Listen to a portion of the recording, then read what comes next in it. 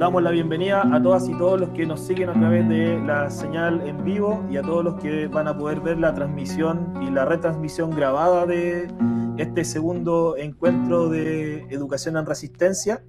Este programa tiene como intención el poder compartir experiencias pedagógicas de lucha sindical y principalmente compartir y dialogar con trabajadoras y trabajadores de la educación de nuestro continente.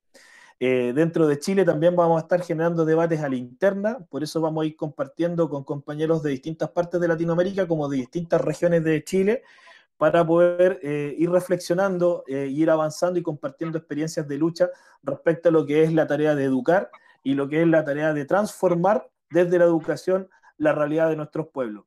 Hoy día, aprovechando las condiciones que nos entrega esta pandemia y aprendiendo a utilizar los métodos tecnológicos que son herramientas que están a nuestra disposición, pero que muchas veces nos ha costado utilizarlas. Hoy día ha sido una prueba de eso, de ese desafío, de aprender a utilizar estas herramientas de la mejor manera.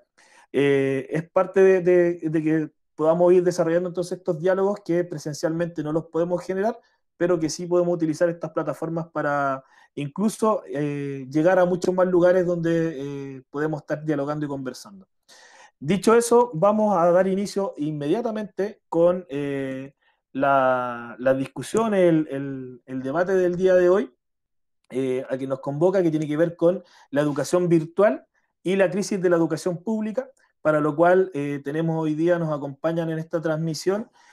a Fernando Ábrego, quien es secretario general de la Asociación de Profesores de la República de Panamá, de la SOPROF, a quien saludamos desde ya.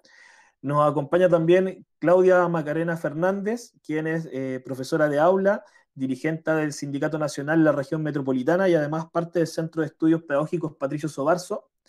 Y nos acompaña también desde México nuestro compañero Lev Velázquez, quien es dirigente, parte de la dirección de la sección 18 de la Coordinadora Nacional de Trabajadoras y Trabajadores de la Educación de México y además es parte del el Centro de Estudios y de Innovaciones Pedagógicas de la sección 18 de Michoacán. Para comenzar entonces, vamos a meternos en el tema de lo que está pasando hoy día con la educación virtual, lo que está pasando en nuestros países, cuál es la realidad que se está generando torno a esta pandemia y a las nuevas condiciones que nos están intentando imponer los gobiernos y cómo los maestros también están tratando de salir adelante en estas condiciones de virtualidad, pero también dentro de una lógica de crisis de la educación pública que se viene arrastrando por años en nuestro continente. Para eso los vamos a dejar entonces, para iniciar, a nuestro compañero Fernando Ábrego, secretario general de la SOPROF de Panamá. Fernando, por favor. Si puedes abrir tu micrófono. Bueno, sí. Bueno, buenas noches, compañero, compañero Michael, la compañera Claudia, compañero eh, Lev y al compañero Reinaldo. Mi saludo desde Panamá, saludo caluroso de la SOPRO y a todos los compañeros que están conectados y viendo este conversatorio, este compartir de ideas y alternativas en el tema educativo, en el contexto de la pandemia, que ha venido precisamente a revelar eh, situaciones que ya sabíamos, pero de una manera más clara, por así decirlo, más descarnada, se ha venido a evidenciar efectivamente el tema de la falencia del sistema educativo y también del modelo económico que impera en cada uno de nuestros países. La verdad que creo que ningún país la tiene fácil en cuanto al tema de las alternativas a corto, mediano y largo plazo. Efectivamente podemos tener muchas ideas eh, en función de la educación que queremos, la educación que necesitamos. Sin embargo, sabemos que este tema del aislamiento social también en cierta manera pone algún tipo de restricciones en el sentido de, por lo menos en el caso panameño, en el sentido de las movilizaciones, y no estoy diciendo que no sea posible, lógicamente sí es posible, pero definitivamente que el aislamiento social y los decretos del órgano ejecutivo que se han impuesto en nuestro país definitivamente que son un obstáculo en cierta medida y habría que buscar entonces los mecanismos efectivamente para no solamente exigir o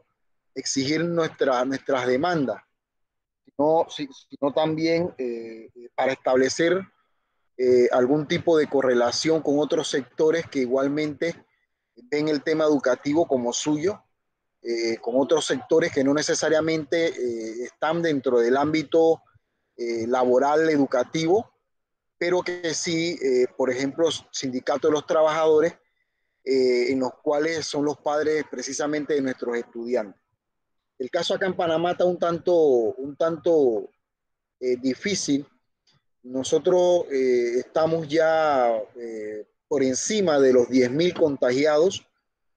Hay 291 fallecidos. El otro tema es que la cantidad de contagiados por día oscila entre 120 a 140, o sea, no baja, es la constante. Y es una situación que nos preocupa porque sabemos el tema, por ejemplo, de los contagiados asintomáticos que no revelan ninguna situación de contagio, pero que andan, lógicamente salen en las horas que les corresponde y eso es una situación que por lo menos acá nos preocupa sobremanera y eso más o menos está por un porcentaje de un 30% que para nosotros es altísimo y que las pruebas PCR, que son las que se le están dando a los panameños y a las panameñas, además de ser una prueba muy costosa, el gobierno nacional ha dejado de un lado la posibilidad de las pruebas de serología, que precisamente pueden detectar el tema de los asintomáticos. Entonces, nos preocupa sobremanera esta situación porque la mayor concentración de la población en el caso de nuestro país, Panamá, está precisamente en la provincia de Panamá. Nosotros somos casi 5 millones de habitantes, quizás no tanto como Chile y los otros países. Sin embargo, este es un país pequeño y los medios de transporte que se utilizan acá, además de los autobuses, el tren y se usan de manera masiva. Y ya inició el proceso de reapertura, lo que ellos han denominado los bloques. Eh, Nosotros somos, en el tema educativo, somos el quinto bloque. Eso significa que más o menos por el mes de agosto es posible, según las proyecciones que ha hecho el Ministerio de Educación, sin asegurarlo, reiniciaríamos el periodo escolar, pero hay una férrea oposición, no solo de los padres de familia que ya han manifestado que no van a enviar a sus hijos a los centros educativos, también un pronunciamiento que nos parece muy interesante de la Facultad de Medicina de la Universidad de Panamá, que ha manifestado, y la gente se ha empoderado de ese discurso, que ha manifestado que la patronal ni el gobierno nacional tienen el derecho de disponer de la vida ni de los trabajadores ni tampoco de los estudiantes. Y nosotros, lógicamente, también en nuestro comunicado, en nuestros pronunciamientos por los distintos medios de comunicación escrito y todo lo demás, efectivamente hemos manifestado eso de que si el tema del pico de los contagios para el mes de agosto no bajan en un porcentaje que nosotros estamos considerando, simple y sencillamente, este tema educativo es bien difícil, pero acá en Panamá se dio una situación que los empresarios de las escuelas particulares se le había suspendido las clases virtuales por el hecho de que tampoco tenían plataformas virtuales. Acá en Panamá, quiero que quede bien claro, acá ni siquiera las escuelas particulares tienen o brindan ese servicio de manera óptima, salvo algunas excepciones de la cantidad de centros educativos privados que existen. Incluso habían quedado 20 colegios que supuestamente estaban brindando los servicios educativos a través de plataformas, pero producto de un escrutinio que se hizo por parte del Ministerio de Educación, se constató que no estaban brindando el servicio que ellos estaban argumentando. Claro, ellos lo que querían era garantizar el tema de la mensualidad y del pago de los padres de familia, que además que tienen el peso de la suspensión de los contratos de trabajo y todas las prerrogativas laborales, lo que va a haber aquí en Panamá es una migración de estudiantes de las escuelas privadas a las escuelas particulares. Pero el tema está en que las escuelas oficiales o públicas, como le llaman en otros países hermanos, no tiene la posibilidad tampoco del tema de las plataformas virtuales. Acá el Ministerio de Educación, producto de esa presión de los empresarios de las escuelas particulares, emitieron un resuelto, que es el resuelto 1404-A, donde establecen la figura de la educación a distancia. Claro, esa educación a distancia tiene el tema de la modalidad de la educación radial, la educación televisiva y la educación virtual. Sin embargo, ellos, ese resuelto que inició como respuesta a las escuelas particulares, incluyeron a las escuelas oficiales, porque lógicamente, si no lo hacían, estarían violando la Constitución Nacional y la ley orgánica de que el Ministerio de Educación es el rector del sistema educativo, y lógicamente no podían dejar por fuera a las escuelas o los centros educativos oficiales a nivel nacional. En Panamá hay aproximadamente 3.200 centros educativos. Somos aproximadamente 48.000, 49.000 docentes a nivel nacional, con una población estudiantil un poco más de 800.000 estudiantes a nivel nacional. Ellos han empezado con 428 colegios, entre comillas, y digo entre comillas, con el tema de la educación virtual, diciendo inicialmente que no eran vinculantes los contenidos, sino es que solamente iban a ser formativos. Incluso nosotros habíamos manifestado que podría ser también de reforzamiento para que los muchachos no estuvieran en sus hogares, en las casas, sin hacer absolutamente nada. Así que nosotros veíamos que el tema radial, televisivo y virtual como modalidad de la educación a distancia era una posibilidad para efecto de la parte formativa de los muchachos, que tuvieran contacto con los contenidos en las distintas asignaturas, dependiendo de los niveles en los que se encuentre cada uno de ellos. Sin embargo,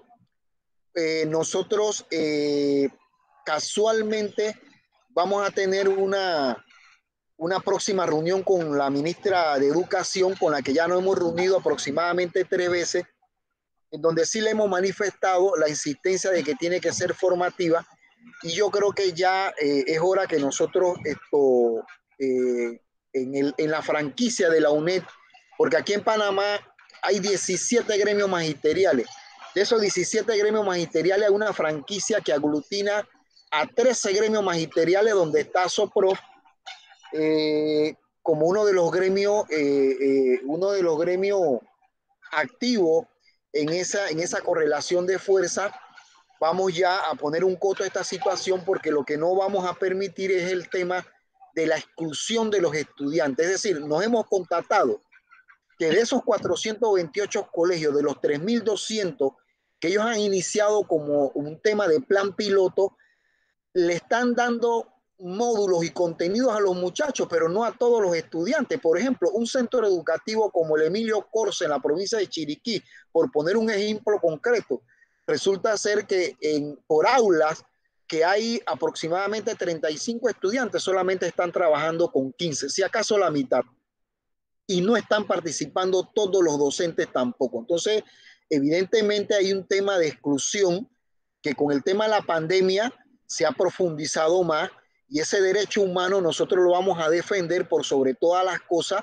porque se trata de un derecho fundamental que pertenece a la segunda generación de los derechos humanos, y además ese debe ser el norte de todo gremio magisterial, cuyos principios, fines y objetivos de sus estatutos precisamente constaten de que la defensa de una educación laica, gratuita, obligatoria en todos los niveles, pero no solamente eso, sino también equitativa, eficaz, se cumpla en todos los niveles con cualquier modalidad o proyección para el cumplimiento del acto educativo que pretenda el Ministerio de Educación en estos momentos. Sabemos y le hemos dicho a nuestros compañeros que la mejor medida de bioseguridad es quedarnos en casa, porque el tema de la bioseguridad o medidas que se puedan establecer en las aulas de clases según la OMS, la OPS, y en el caso, por ejemplo, de Panamá, el Ministerio de Salud, incluso la OIT, eso sería trabajar con su grupo de estudiantes en el aula de clase, tenerle mascarilla, agua potable en los centros educativos, jabón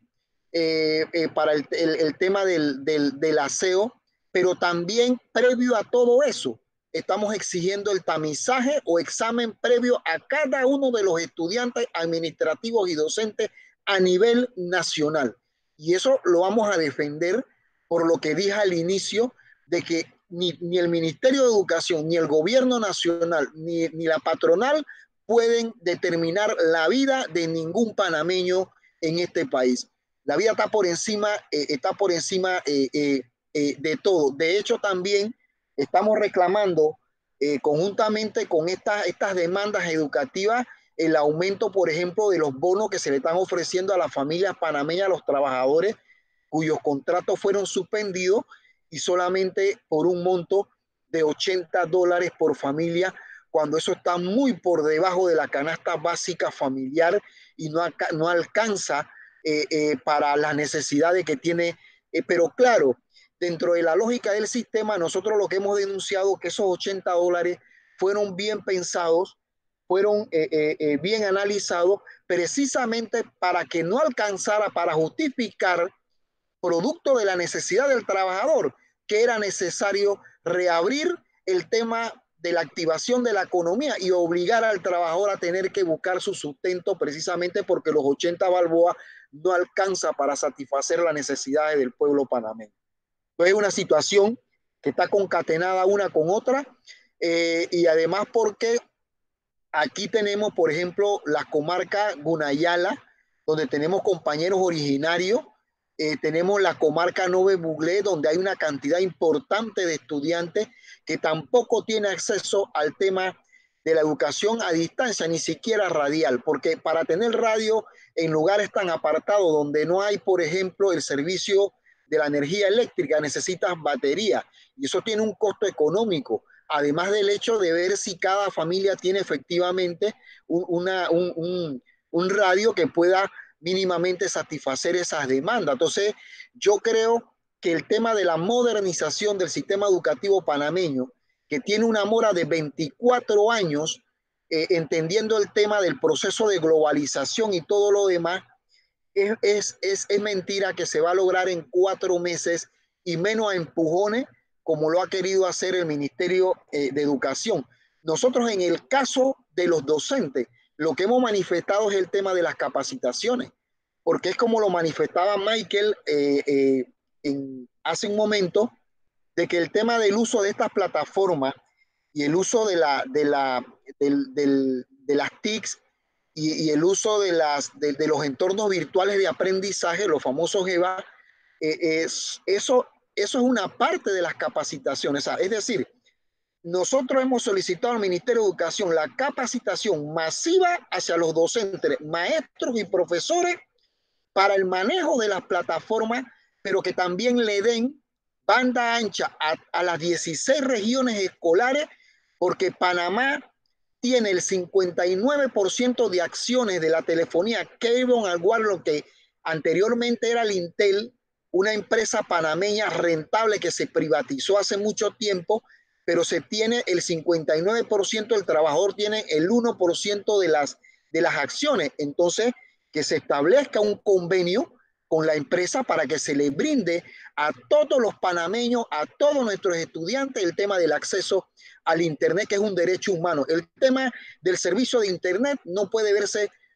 como un tema privado. Es un derecho humano y que nosotros lo estamos solicitando aunado al tema del 6% del Producto Interno Bruto para educación, tal cual como está en la Ley Orgánica de Educación. Es decir, tenemos que elevar nuestras exigencias, pero lógicamente tenemos que plantear también la necesidad de un plan de trabajo a corto, a mediano y largo plazo, porque está en cierne también el tema de no perder el periodo escolar, y todos sabemos que a quien mayor perjudica el tema del periodo escolar, si se pierde o no, es a nuestros estudiantes, a los hijos de los trabajadores, a los estudiantes graduando, y nosotros tenemos que mínimamente garantizar ese derecho, y también los padres de familia lo han en cierta manera entendido de esa manera, lo han entendido así, y yo creo que está iniciando un proceso de lucha en el que efectivamente va a haber una reacción más adelante, y nosotros no descartamos las protestas en las calles independientemente de la situación de pandemia, y si tenemos que utilizar la mascarilla o lo que tenemos a nuestro alcance, lo vamos a utilizar, porque esta crisis es la que utiliza la burguesía, la clase económicamente dominante, para implementar lo que conocemos como la teoría del choque, en donde causan la incertidumbre ante la población, porque incluso aquí,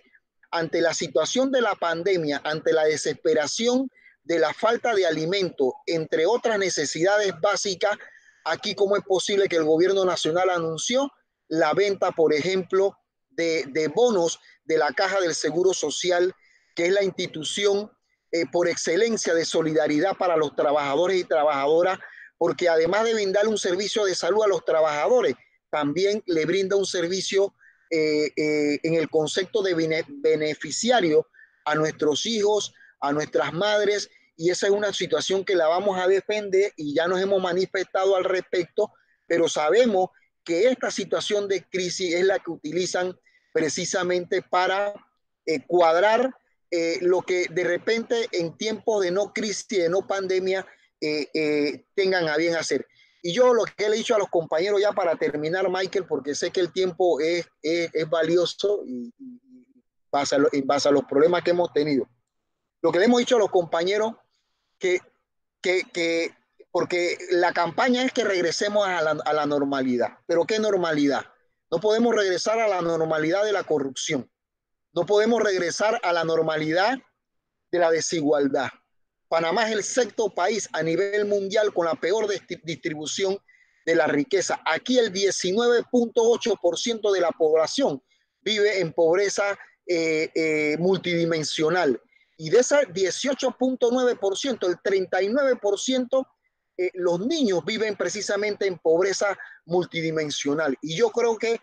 tenemos que elevar nuestra exigencia en el contexto de esta crisis, porque también van a venir las políticas neoprivatizadoras, profundizar el tema neoliberal precisamente para despojar a los trabajadores de las pocas conquistas que nos quedan. Y bueno, compañeros, yo creo que la situación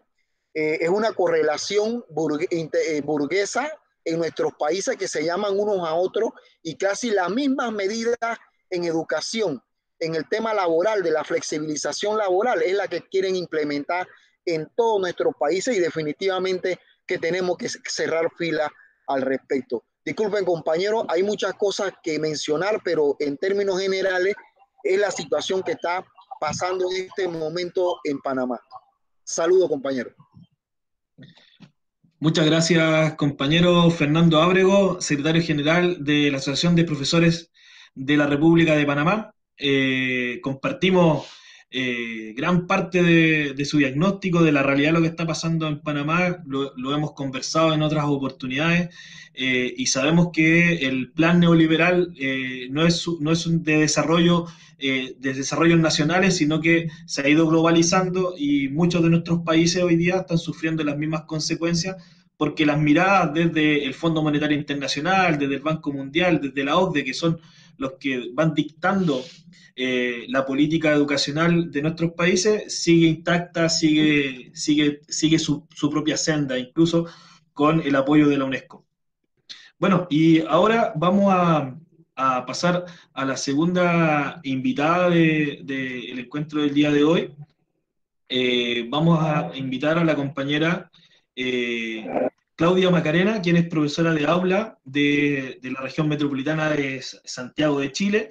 Ella además es dirigente del Sindicato Nacional de Trabajadores de la Educación en la región metropolitana, haciendo la resistencia sindical ahí en Santiago de Chile. Y junto con eso además es parte del Centro de Estudios Pedagógicos Patricio Sobarzo. De hecho, en la página del Centro de Estudios Patricio Sobarzo pueden encontrar diferentes artículos que se han ido publicando en los últimos días. Dentro de eso, un artículo publicado por Claudia Macarena, en donde parte importante de eso lo va a ir comentando en la presentación del día de hoy. Así que, profesora Claudia, o Macarena, como la conocemos todos por acá, bienvenida, y la dejamos entonces en esta transmisión del día de hoy de Educación en Resistencia. Bueno, muchas gracias, Michael, por la presentación. Hacer extensivo el saludo también a todos los compañeros, compañeras del sindicato o de otras organizaciones sindicales que nos acompañan hoy día. Saludar a los profes, a las profesoras que también están siendo parte de estas reflexiones pedagógicas en resistencia, y también hacer un saludo fraterno, un abrazo de hermanos, de hermanas, a todos nuestros compañeros, maestros y maestras de Latinoamérica, que se enfrentan también a esta pandemia social, económica también, y dar un saludo a ellos, un abrazo fraterno, y tratar de aportar un poquito a la reflexión de lo que está ocurriendo aquí en Chile con respecto a la educación. Bueno, esta pandemia COVID-19 ha cambiado en gran medida y de manera muy significativa nuestra sociedad o nuestras sociedades, con respecto al modo de relacionarnos, ¿verdad? Con respecto al modo de vivir el día a día. En ese sentido, las escuelas fueron espacios que inmediatamente fueron trastocados por estas restricciones de libertad que se impulsaron a través del cuidado de la salud, ¿verdad? Las escuelas en Chile se mantienen cerradas. Ya vamos en el segundo mes, vamos a ir hacia el tercer mes, y todo proyecta, y desde el Ministerio de Educación así lo señalan, que septiembre podría ser una fecha estimada para que recién se retome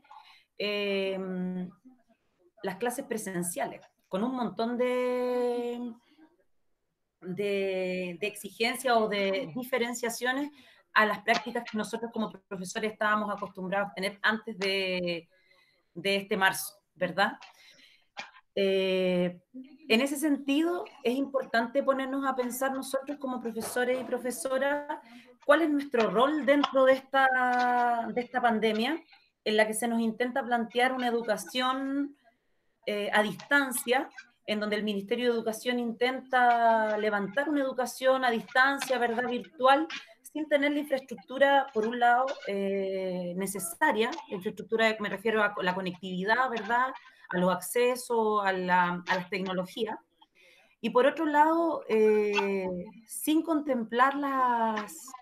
implicancias sociales que esta pandemia nos ha traído.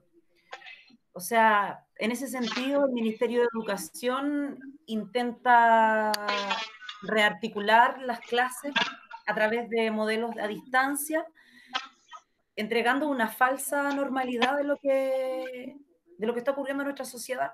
Podríamos pensar que la educación está intentando sacar de la realidad, con estos modelos educativos a distancia, a nuestros niños y niñas.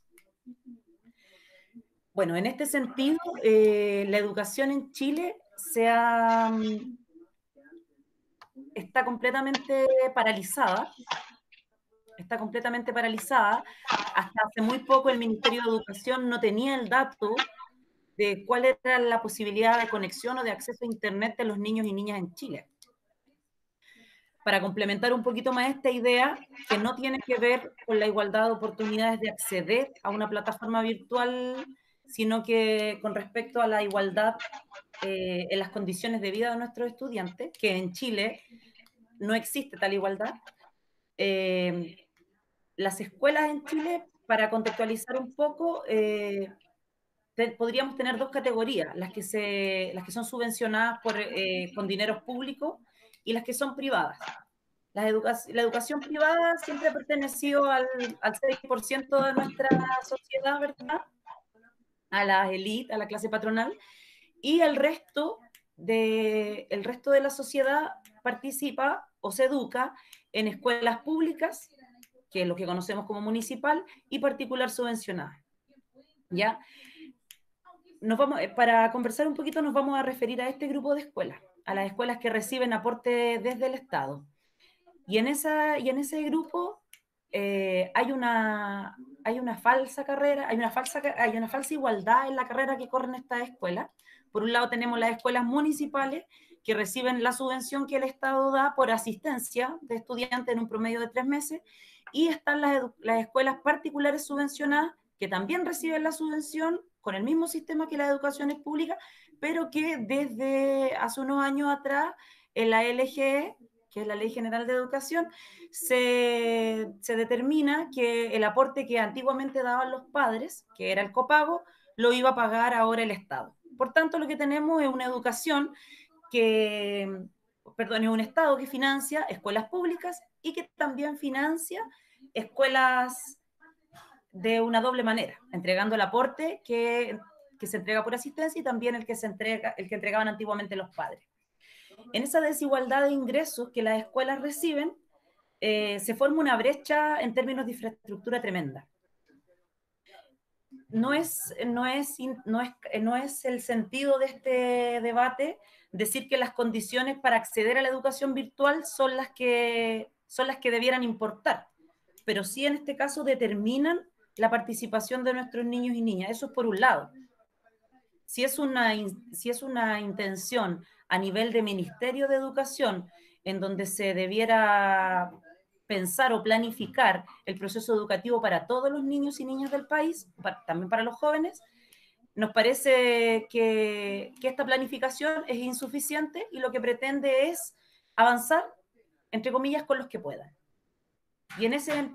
con los que puedan, creemos que precisamente los que no pueden son los sectores desposeídos de esta sociedad y son los niños y niñas que nosotros atendemos en las escuelas públicas de este país. Realidad que también comparten los profesores y profesoras que trabajan en las escuelas rurales, que también son sectores bastante empobrecidos en nuestra sociedad en Chile. En ese sentido, creemos que los estudiantes en Chile han sufrido los costos de esta crisis, también lo han sufrido sus padres, sus familias, porque el sector en donde trabajan los padres y madres de nuestros niños es un sector de trabajo informal, ¿verdad? Precarizado, con sueldos de hambre, que también ha dejado en esta crisis, ha mostrado y ha develado la contradicción de clases sociales que hay en nuestra sociedad. Entonces, en ese sentido, la educación, creemos nosotros, debe jugar un rol fundamental,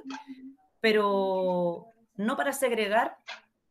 sino que para construir un proyecto o una educación que esté al servicio de las necesidades que nosotros como profesores y profesoras creemos. Hay una frase que habla que el modelo económico lo sostienen los pobres, y en este sentido creemos que esta crisis o esta pandemia también la están sosteniendo los trabajadores y los sectores empobrecidos de la sociedad. La cuarentena ha hecho evidentes situaciones que antes estaban un poco solapadas con la idea del consumo o del endeudamiento. La ley de protección al empleo, que hablando en términos de política, que el gobierno plantea aquí en Chile, lo que viene a hacer es salvar, entre comillas, la relación de trabajo que existe del empleado y del empleador. Ahora nosotros, si pensamos los apoderados, los papás, las mamás de nuestros estudiantes, de los sectores empobrecidos, que por lo general trabajan de manera precarizada, sin un contrato, sin condiciones laborales, ¿qué condición tienen de entrar a esta, entre comillas, protección del empleo? Entonces vemos también cómo la precarización del empleo muestra el empobrecimiento de las familias a las que atendemos. Ya, bueno, lo menciono, compañeros y compañeras, porque en este sentido la educación, creemos nosotros, como trabajadores y trabajadoras de la educación, no debe seguir siendo funcional al modelo económico. Si nosotros como trabajadores y trabajadoras de la educación no damos la discusión política, ¿verdad?, y pedagógica dentro de nuestro centro educativo, ya sea en pandemia, y con mayor razón en esta condición de pandemia, estamos entregando de queda de educación pública a los intereses económicos. Eso es por un lado. Otro elemento que también quisiera aportar a la discusión es que de la agenda que impulsa el Ministerio de Educación en Chile, se están visualizando ciertos lineamientos que desde UNESCO, que es el organismo encargado de impulsar el desarrollo del Objetivo de Desarrollo Sostenible 4, que es parte del plan de la ONU para, entre comillas, superar la pobreza. UNESCO entrega alineamientos y funcionamiento a los sistemas educativos en situaciones de crisis o en pandemia. Entonces, eso primero nos hace pensar que la agenda internacional está mirando que las escuelas en un futuro deben funcionar en sistemas de crisis sociales o de pandemia. Se le pide a los sistemas educativos, y eso Chile lo está intentando impulsar, que sean flexibles y resilientes. ¿En qué sentido? Flexibles en el sentido de que rápidamente los profesores puedan transformar sus prácticas pedagógicas y virtualizarlas, ¿ya? Y que también sean resilientes en el sentido de que sigan funcionando y sigan avanzando, y en ese seguir funcionando, seguir avanzando de manera flexible, quedan en el camino muchos y muchas estudiantes y sus familias, ¿ya? Avanzar y no dejar de funcionar pareciera ser la premisa de esta agenda internacional en todos los países, por lo que comentaba también el profesor Abreu, y también plantea la capacitación a personal docente y no docente. Ya en este sentido, una capacitación que claramente nosotros vemos como una necesidad, pero que lo que está mostrando ahí también es un nicho económico y un nicho de negocio de grandes conglomerados de educación que han visto también en estos tiempos de crisis la oportunidad de hacer negocio. Ya vemos, por ejemplo, el conglomerado Santillana está levantando todos los congresos virtuales que UNESCO está teniendo por estos días. Entonces vemos también que la crisis ha permitido generar negocios frente a la educación, y en este tránsito los profesores y profesoras seguimos silentes y seguimos también esperando que se nos imponga un lineamiento o un currículum, ¿ya? Otro elemento importante a conversar en este periodo en que nos encontramos también tiene relación con qué es con lo que se nos está pidiendo enseñar, con el currículum. Cuando nosotros hablamos de currículum escolar, podríamos pasar mucho rato definiendo qué es el currículum, hacia dónde está orientado, cuáles son las finalidades o cuáles son las diferentes tendencias del currículum.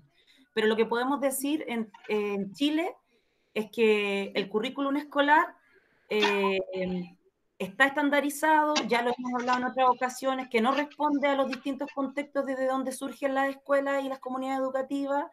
Es creado por un panel de expertos que están fuera del Ministerio de Educación, sin participación de los profesores. Este currículum, que le da mucha importancia a asignaturas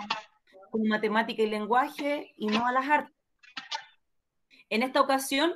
bajo el eslogan de la flexibilización o de la resiliencia, se nos ha pedido que lo prioricemos. A los docentes y a las docentes en Chile se les ha pedido una priorización, es decir, tomar objetivos que pudieran ser los más importantes para desarrollar. Priorización que, para conocimiento de muchos, hace algunos días, 2 días atrás, llegó dada por el Ministerio de Educación, Entonces, de lo que se le pedía al profesor participar y priorizar, ahora se le quita y se le entrega la priorización. Lo cuento esto a modo de, no como una centralidad, sino que a modo de caracterizar los intentos de funcionamiento y los palos de ciego que el Ministerio de Educación está dando en este sentido. También comento que persisten en el Ministerio de Educación ideas como la educación financiera, que si bien es cierto, al tener las clases suspendidas y al dar prioridad al lenguaje y matemática, también se está dando prioridad a programas de educación financiera. Entonces podemos entender desde ahí que lo que se enseña o lo que nosotros vamos a enseñar a nuestros estudiantes a través de estas relaciones virtuales sigue siendo determinado y sigue respondiendo a intereses de formación de un sujeto con las características de la sociedad chilena, ¿verdad? En este debate curricular también los profesores estamos ausentes. Comentaba de una priorización que se nos solicita y luego que llega desde el Mineduc, y también estamos silentes porque desde las distintas escuelas no se ha relevado la participación de los profesores, no es intención del Ministerio de Educación, por tanto no podemos esperar nada de ello, pero sí los docentes creemos que desde la organización de los trabajadores y las trabajadoras tenemos mucho que decir. Tenemos mucho que decir con respecto a las condiciones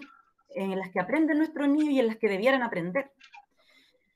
Tienen mucho que decir también los profesores, los maestros y maestras que se desenvuelven en sectores rurales. Tenemos mucho que decir con respecto a los lineamientos que las escuelas pueden seguir. Y todas esas opiniones están siendo de momento obviadas o silenciadas. Para redondear un poquito más esta presentación y para ya ir terminando, les comento que desde el Ministerio de Educación en Chile, esta semana se ha encontrado capacitando a los equipos de gestión de las distintas escuelas, entregando unos avances clave para dar continuidad a esta pandemia, o sea, este funcionamiento educativo en pandemia. Y fíjense que uno de los principales ejes que intentan levantar es cuál es el monitoreo que pueden dar los directivos a los profesores con respecto a la comunicación y con respecto a la generación de insumos educativos. O sea, lo que está mirando el ministerio antes de reflexionar de la importancia del proceso educativo, de cómo resuelven las dificultades de acceso de los niños, de cómo somos capaces de construir un currículum que nos permita resolver problemáticas sociales, están mirando cómo los equipos de gestión pueden monitorear el trabajo virtual, la asistencia y todo lo que implica el intento de trabajo de los profesores y profesoras a través de este mundo virtual. O sea, la intención que se está tomando desde la educación es de fiscalizar a los profesores que intentamos trabajar a distancia, porque recordemos que no es teletrabajo. Nosotros estamos intentando trabajar, intentando levantar prácticas pedagógicas con todo lo que dificulta a distancia. Entonces, desde ahí, los trabajadores y trabajadoras de la educación tenemos mucho que decir. Tenemos mucho que decir con respecto a qué es lo que creemos que se debe enseñar, cómo debemos enseñar y también cómo va a ser la escuela que nosotros tenemos que seguir levantando y defendiendo terminada esta pandemia. Porque eso también es algo muy importante, compañeros y compañeras, a pensar. Cuando las restricciones de libertad se levanten y nosotros podamos volver a nuestras escuelas, es mucho lo que vamos a tener que hacer. Y en ese sentido, compañeros y compañeras, recalcar que nosotros como Sindicato Nacional de Trabajadores y Trabajadoras de la Educación hemos levantado la propuesta de democratizar la escuela, de democratizar el trabajo tanto curricular como organizacional que se da en la escuela y democratizarlo a través de la participación de los estudiantes, de los padres y apoderados y todos los trabajadores que participamos del proceso educativo. Para lograr esa democratización es necesario, primero, luchar por esos espacios, construir desde la práctica pedagógica la democratización de las escuelas para poder democratizar la sociedad. Así es que, bueno, son varios los planteamientos que intenté dar en esta presentación, desde la agenda internacional, cómo se operativizan en Chile y cuáles son nuestros desafíos. Y creo profundamente que desde el conocimiento, desde el debate y desde la organización de los maestros y maestras, podemos levantar la escuela que nuestras comunidades necesitan. Así es que eso, compañeros y compañeras, es lo que quisiera aportar. Un abrazo a todos. Gracias, Michael. Muchas gracias, compañera Macarena. Bueno, desde ya comentarle a todos los que nos están escuchando por la transmisión en vivo y a quienes nos van a escuchar posteriormente en la retransmisión grabada de este programa, que Macarena o Claudia Macarena Fernández es profesora de aula acá en Chile, de la región metropolitana, y es parte importante de lo que nos ha interesado discutir en lo que va a ser los distintos programas de educación en resistencia, en donde nuestro interés es que podamos dialogar entre trabajadoras y trabajadores, sean dirigentes, no sean dirigentes, pero principalmente que trabajen en las escuelas públicas de nuestros países en el continente. Porque en los próximos capítulos también nos vamos a encontrar con compañeros que son asistentes de la educación, profesionales que cumplen distintas funciones, y en conjunto vamos construyendo las distintas miradas con las que vamos construyendo educación. Pero tampoco vamos a dejar de lado la mirada que viene de la investigación, desde las ciencias de la educación, y por eso vamos a ir permanentemente compartiendo distintas experiencias de diálogo fraterno con compañeros y compañeras de distintas partes de Latinoamérica. Y para seguir profundizando en esta idea de compartir, aprovechar a mandar algunos saludos de los compañeros que están en la transmisión en vivo. Saludar a los compañeros del SUTE Lima, que Macarena le manda muchos cariños desde Perú. Y además saludarlos porque el día de ayer, día miércoles 20, los compañeros estuvieron en una importante jornada de lucha en Lima, una primera movilización virtual donde los compañeros estuvieron movilizados a través de las redes sociales de los distintos sindicatos base de la FENATE Perú, de la Federación Nacional de Trabajadores de la Educación del Perú, que son parte de las bases regionales que se movilizaron en una huelga importante ya hace 2-3 años, si la memoria no me falla. Así que un saludo a todos los compañeros del Perú que están en este momento en la transmisión y que han estado movilizados en lucha y muy combativos también.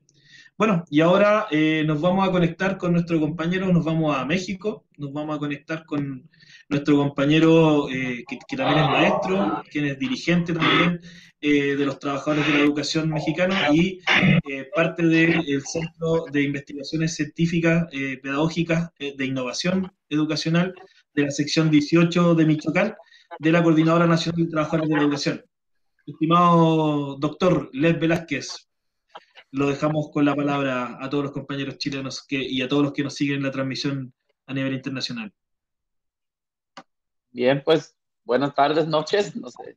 parece que allá es más noche ya. A todas, a todos. Antes de iniciar con esta charla, para mí, bueno, en este momento es inevitable plantear dos cosas que son parte de lo que está aconteciendo acá en nuestro país. De manera directa nos atañe a nosotros los trabajadores de la educación, incluso en el estado, la provincia donde yo vivo, en Michoacán. La primera es que hoy por la mañana nos dieron la noticia de que un compañero de la dirección del movimiento, compañero mío de la Secretaría General, falleció a causa de esta pandemia que ha inundado ya el planeta y que nos ha hecho vulnerables a todas y a todos. Para él, un sentido homenaje porque es un compañero de lucha muy humanista, muy crítico, y que fue un mejor amigo que hoy quedó ya, que murió a causa de esta pandemia y que lo vamos a recordar con mucho entusiasmo y con mucho compromiso de lucha. Lo otro es que en este momento estamos haciendo una denuncia amplia y los invitamos a que también reproduzcan esta denuncia porque tenemos ya una veintena de expulsados de la Escuela Normal de Tiripetío, acá en Michoacán, México, de estudiantes que han estado manifestando su repudio a la disminución de la matrícula. Uno de estos estudiantes está encarcelado y ya fue consignado, ya fue recluido a una prisión y con una sentencia que está en proceso. También de esta misma Normal de Tiripetío, 6 maestros y maestras fueron cesados, culpándolos de vinculación con el sector estudiantil y con las acciones que ellos han estado realizando. Entonces, dicho esto, quiero pasar a mi charla y bueno, me van comentando por voz si me voy pasando del tiempo, porque voy a recuperar aquí algunas imágenes, entonces lo que voy a ver es lo que está solamente en mi pantalla. Primero, hablando de esta temática que hoy nos encuentra, quiero comentar que la escuela anterior y durante la pandemia era y es una escuela que tiene como preocupación central las evaluaciones estandarizadas. En México incluso hay una insistencia irracional por parte del secretario de Educación a nivel federal por regresar de manera presencial a las clases para hacer una evaluación diagnóstica, ¿no? Aun cuando se ha manifestado que no existen las condiciones sanitarias para esto y que prácticamente ya estamos finiquitando el ciclo escolar, hemos avanzado desde que inició la suspensión de clases por el confinamiento, habíamos avanzado ya entre el 75 y el 80%. Sin embargo, aquí se manifiesta la necesidad de continuar con las evaluaciones y citar a los chicos, a las chicas, a las maestras y a los maestros de manera presencial, lo cual pone en peligro a la comunidad estudiantil y también a los maestros. Hay maestros que aunque viven en zonas que no son de contagio alto, viven en zonas, normalmente en zonas urbanas que son de contagio alto, pero que se tienen que trasladar a comunidades rurales, a comunidades indígenas, donde el contagio ha sido bajo. Es decir, son un potencial, digamos, peligro de contagio para la comunidad estudiantil, y esto representa también un enfrentamiento que puede causar una cierta discriminación hacia nuestros compañeros. Esta escuela, preocupada por la evaluación, por la resolución de exámenes, se encontró con que lo que había que resolver es problemas y por eso comenzó a hacer crisis con la expansión de la pandemia. Era una escuela pensada para la competitividad, que en este momento también hace crisis porque lo que hoy se ha manifestado como una tendencia importante dentro de la sociedad es hacia la solidaridad. Por consecuencia, también hace crisis porque no estaba pensada para un mundo solidario, sino para un mundo competitivo. Y la otra situación es que se había instalado, se había naturalizado en el imaginario colectivo que existía una generación de nativos digitales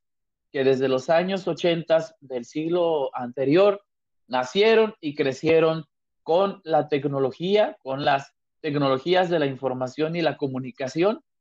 que para el cambio de milenio, para esta generación más joven, al cambio de milenio, había también naturalizado la virtualización. y que se movían como peces en el agua por el internet, por las redes sociales, por todo el mundo virtual, que era una generación también curiosa, que indagaba, que buscaba a través de las redes sociales, a través del internet, y que tenía toda una capacidad creativa para innovar y para enfrentarse a las constantes transformaciones. Bajo bajo este esquema, entonces se impulsaba una agenda, eh, se impulsaba un tipo de sociedad, o con esta creencia se impulsó un tipo de sociedad, o más bien con esta creencia se creía que esta generación estaba apta para enfrentar un tipo de sociedad que está siendo caracterizada por las constantes revoluciones tecnológicas. Y que en esta última etapa de las revoluciones tecnológicas o las revoluciones de cuarta generación, hay una serie de características que se definen a partir de la robótica, de la inteligencia artificial, de la big data, la conectividad, lo que han denominado el Internet de las cosas, de otras tecnologías también convergentes que encuentran la fusión entre las neurociencias, entre la biología y también la tecnología. Y que estaban dispuestos para asumir un tipo de trabajo que está mitigando o desorganizando el mundo fabril y que encuentra en el espacio de la casa el lugar propicio para desarrollar este nuevo sistema productivo y de consumo, así también de las relaciones humanas y de las relaciones sociales, que encontraba ahí en la casa el lugar de encuentro, de producción, el lugar para consumir, el lugar para trabajar, y, y que entonces había las condiciones para instalar en los sistemas educativos una serie de propuestas que vienen impulsándose por parte de los organismos de la globalización económica a través de diferentes agendas internacionales que ya definen las políticas educativas y que también van definiendo las características de los sistemas educativos nacionales. Una de ellas es la agenda impulsada por la UNESCO a través de 17 objetivos de desarrollo sostenible que si bien se cruzan, se intersectan por ser una agenda de carácter transversal, tienen un objetivo particular en el tema de la calidad educativa que estaba acorde justamente con estos cambios de la sociedad del siglo XXI. Y a través también de la agenda de la ciencia, la tecnología, la ingeniería y las matemáticas, y cómo poder leer estos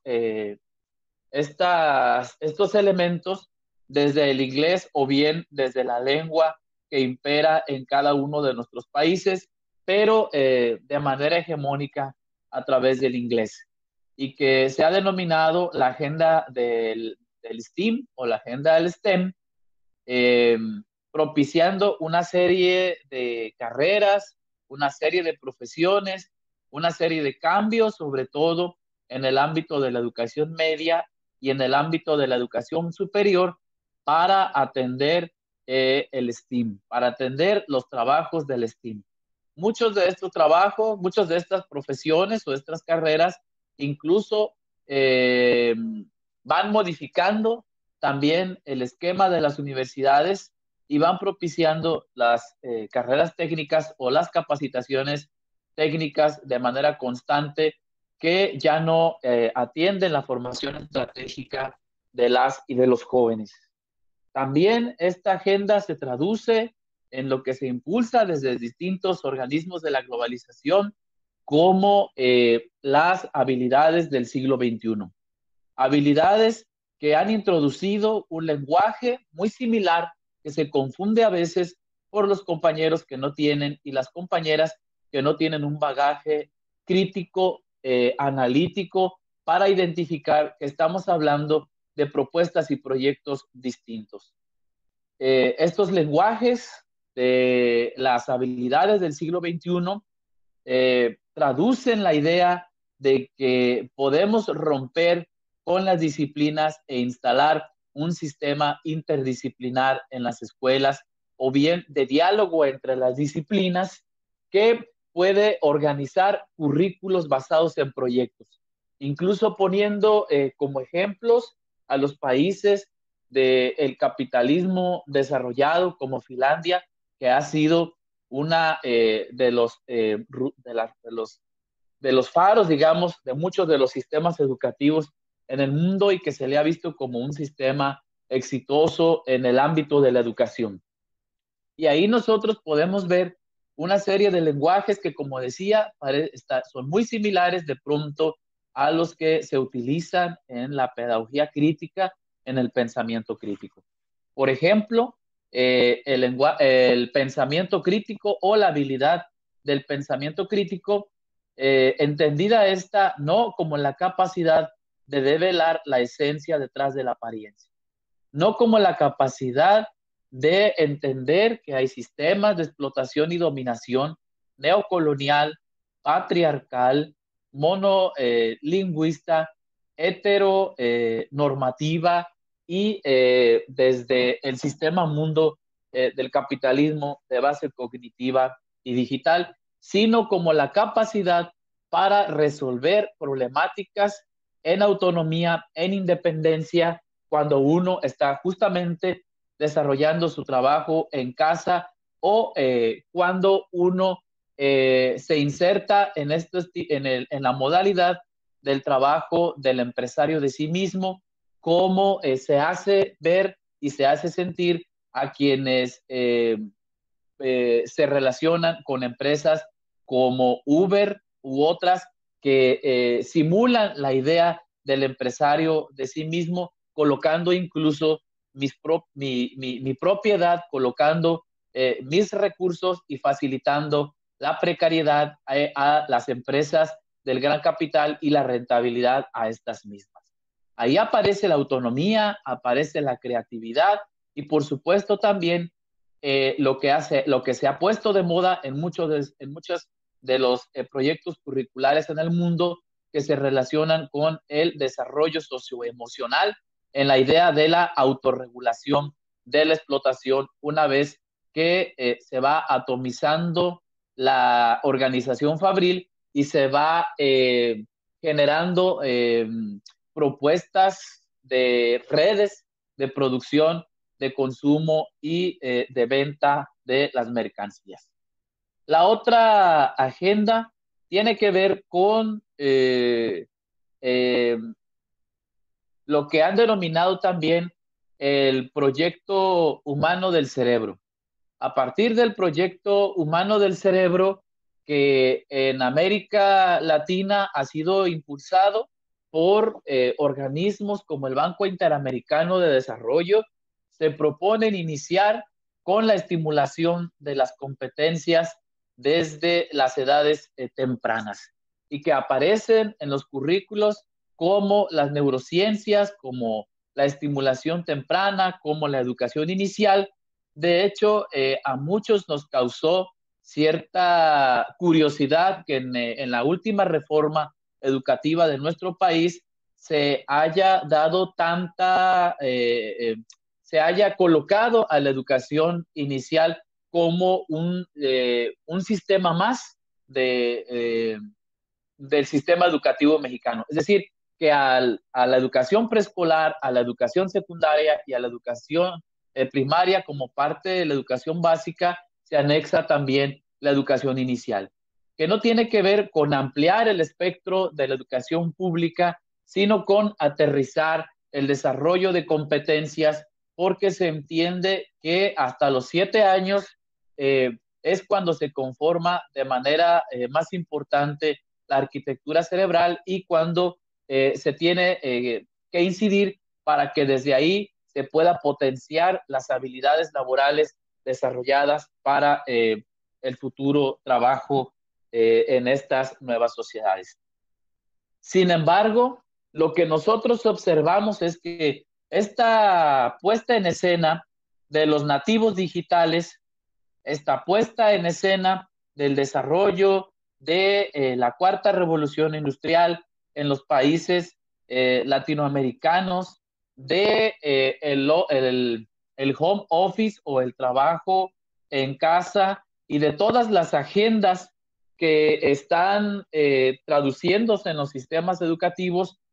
hacen crisis porque las condiciones con las que se enfrentaron en este periodo de la pandemia las ponen en cuestión. La primera es que, por ejemplo, en nuestro país,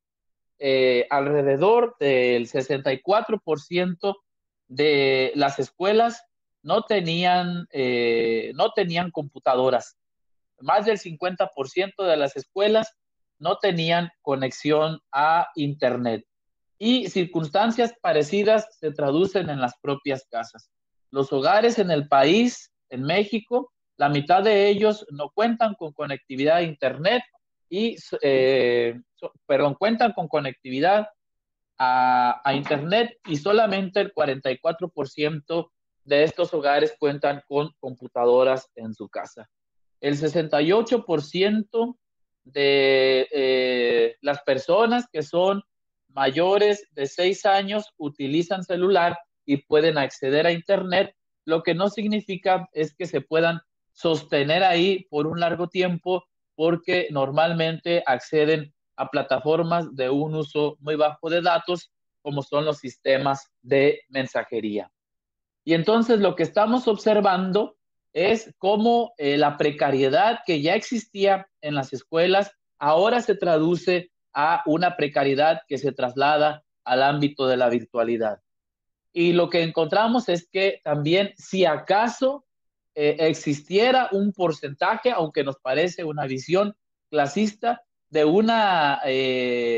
generación llamada nativos digitales, estos no tenían habilidades para enfrentar el mundo de la virtualidad. Es decir, que no han asimilado el uso de las plataformas virtuales, la creación de ambientes de aprendizaje dentro de la virtualidad, sino que lo que sabían era utilizar las redes sociales. Y esto hace que la educación, que la idea de que la introducción de la tecnología innovaría los sistemas educativos, que la introducción de la tecnología los haría más creativos, que desde ese punto de vista la enseñanza y el aprendizaje generaría otros ámbitos que serían mucho mejores a los de la escuela presencial, también se derrumba, porque pareciera como que esa educación por correspondencia que conocimos desde el siglo anterior,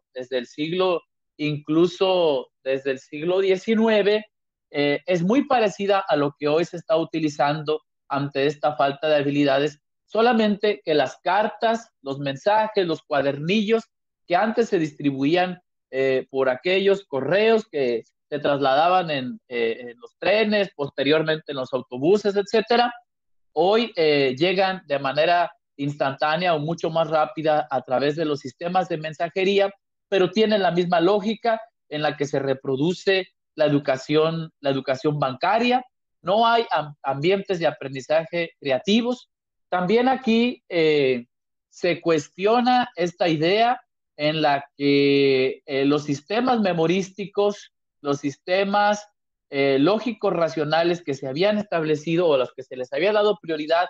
en la educación, y que una vez que nosotros superáramos estos tipos o estos modelos de aprendizaje y empezáramos a gestionar el desarrollo del cerebro, sobre todo en la parte creativa, imaginativa, que podía ser estimulada a través de la imagen, a través de los videos, íbamos a potenciar otro tipo de educación. Pero hoy nos damos cuenta, por lo menos acá en nuestro país, que hay una saturación de información, hay una saturación de imágenes en la que la Secretaría de Educación Pública está priorizando, como queriendo hacer pensar que estamos continuando con el funcionamiento del sistema educativo y en una cierta normalidad en la que no irrumpió este proceso de la pandemia, y está pidiendo, está haciendo que los mandos medios, los mandos bajos de la burocracia educativa presionen a las profesoras, a los profesores, que a su vez estos docentes presionen a los alumnos y a sus familias para que entreguen una cantidad descomunal de evidencias que hacen que esta educación se vuelva tediosa y se vuelva aburrida, aun cuando utiliza imágenes y videos. Y entonces, aquí lo que nosotros nos damos cuenta es que también en las pedagogías críticas y en la educación popular se está haciendo crisis. Es cierto que nosotros en la sección 18 hemos colocado otras temáticas que nos parecen de suma relevancia,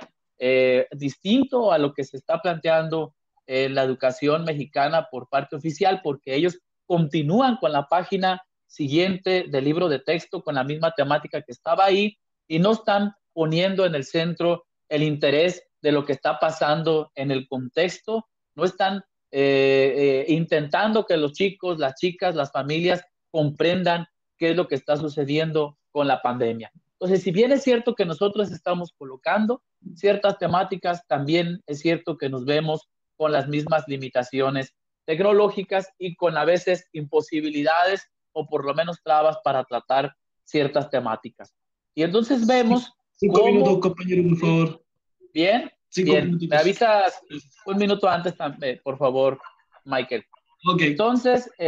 vemos también cómo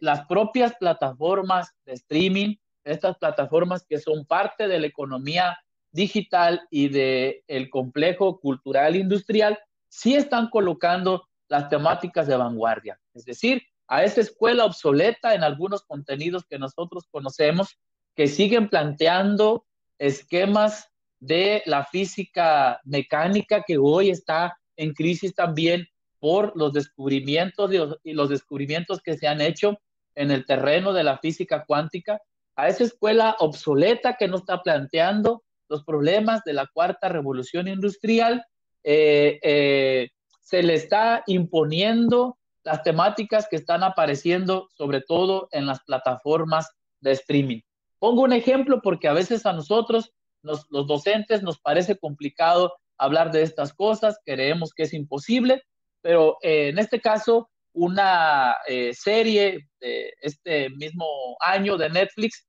que se llama Ghost in the Shell,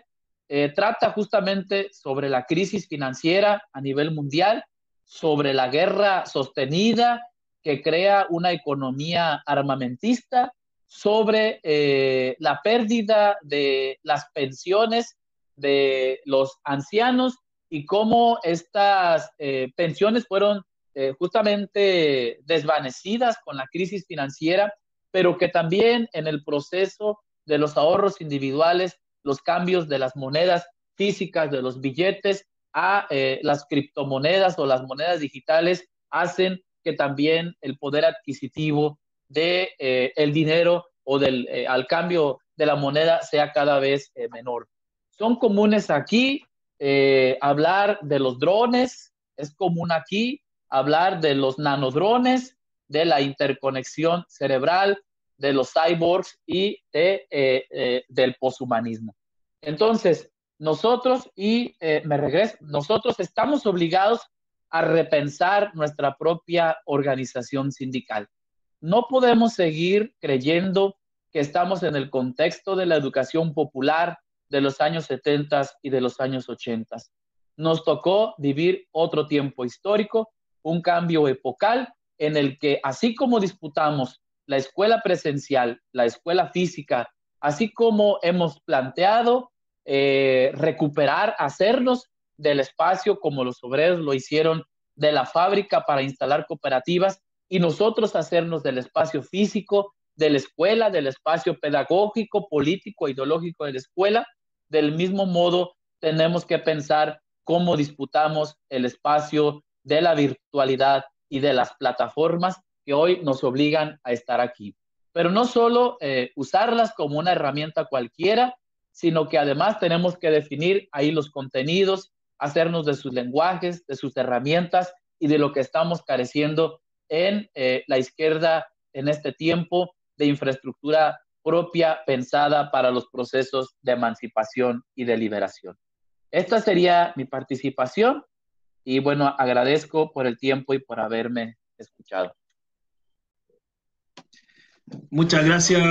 al compañero Lev Velázquez, dirigente de la sección 18 de la Coordinadora Nacional de Trabajadoras y Trabajadores de la Educación de México. Agradecemos tu presentación, tu ponencia, y vamos a dar paso a las preguntas que nos han llegado, algunas por la transmisión en vivo, otras por interno. Así que invitamos a los compañeros que se puedan conectar, Fernando, Macarena, para que podamos compartir algunas reflexiones de lo que han sido las presentaciones de los compañeros. Bueno, ahí sí estamos. Perfecto, ahí puedo ver a Fernando, a Macarena y estamos con Leo. Bueno, les comentaba entonces que teníamos algunas consultas. La primera que tengo acá es para el compañero Fernando, respecto a tu presentación, que la envían los compañeros del SUTE Lima de Perú, a quienes les damos también un fraterno saludo, que están conectados en estos momentos. Los compañeros preguntan, ¿en Panamá han sacado alguna ley para despedir a los maestros y trabajadores? Porque en Perú han emitido una ley de cese colectivo llamado suspensión perfecta. Algo muy parecido a lo que también ha ocurrido en Chile. Compañero Fernando. Bueno, sí, primero que todo, con nuestro saludo a los compañeros en Perú, del SUTE. Hasta este momento no se ha presentado ese tema. Sin embargo, el órgano ejecutivo anunció esa posibilidad, pero no se ha formalizado, y lo dijo como que todos aquellos funcionarios públicos que tenían sus contratos, pero que no habían hecho o no habían iniciado labores, se refería más que todo a esos funcionarios públicos, unos que están por renovar el contrato y otros que entraron al inicio del año, pero que producto de la pandemia y todo lo que es el tema de la burocracia, no habían iniciado labores propiamente. Entonces quiere decir que se le va a cesar las labores por el tema este de la supuesta contención del gasto público producto de la pandemia. Y digo supuesta contención del gasto público porque Panamá, en base a los préstamos que el Fondo Monetario Internacional le ha dado al Estado panameño producto de la solicitud del gobierno, más los ahorros que ha utilizado producto de las privatizaciones de empresas estatales, han acumulado una cantidad increíble de dinero. Creo que estamos por encima de los 38 mil millones de dólares aproximadamente, y sin embargo le ha dado al sector financiero,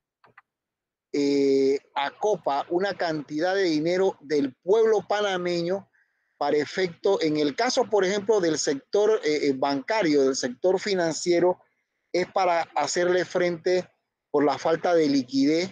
que ellos tienen, porque como casi prácticamente todo el dinero lo tienen invertido, solicitaron al gobierno nacional el tema del apoyo monetario, y para el sector, por ejemplo, como Copa, entre otras empresas. Sin embargo, para el tema, por ejemplo, educativo y el tema de salud, y para el tema laboral, en lo que acabo de mencionar de la suspensión de los contratos de muchos servidores públicos, eso está en ese proceso. Lo que sí